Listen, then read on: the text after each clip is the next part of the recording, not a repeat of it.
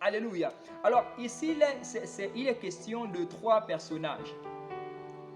De Moïse et de ses parents, donc son frère et sa sœur.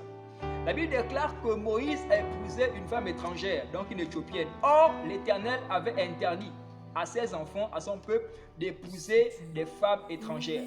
Et donc Moïse est allé et il a pris une femme étrangère. Et ce qui s'est passé, c'est que son frère Aaron et Myriam, sa sœur, tous deux ont critiqué le choix de Moïse. Ils ont dit, est-ce que Dieu parle seulement à Moïse? Est-ce que Dieu nous parle aussi à nous? Dieu ne parle pas seulement qu'à Moïse. Et la Bible dit que l'Éternel a entendu cela et il a convoqué tous les trois. La fin de l'histoire, c'est que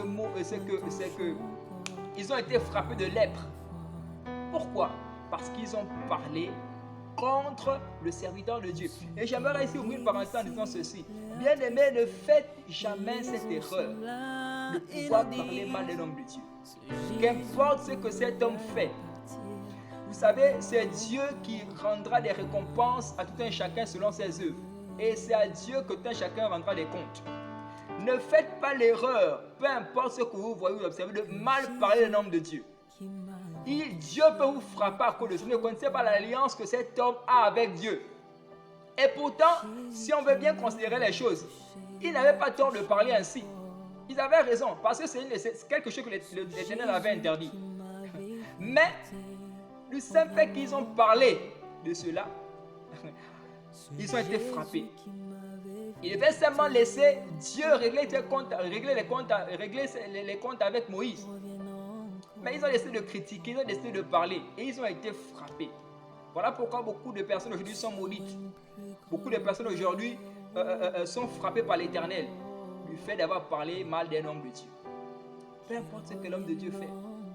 Et d'ailleurs même, nous ne sommes pas un homme. Si tu suis un homme, j'aimerais que tu puisses, comment je vais dire, j'aimerais que tu puisses ne pas suivre l'homme, mais suivre Dieu. Parce que tu es en train de faire fausse route.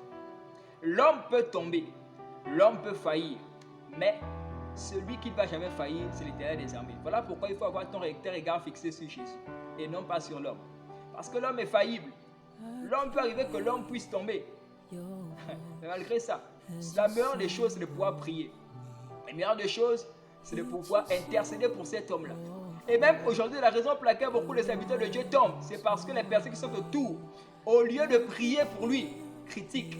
Au lieu de prier que le Dieu qu'il a appelé puisse le soutenir, ces personnes critiquent. Et c'est terrible.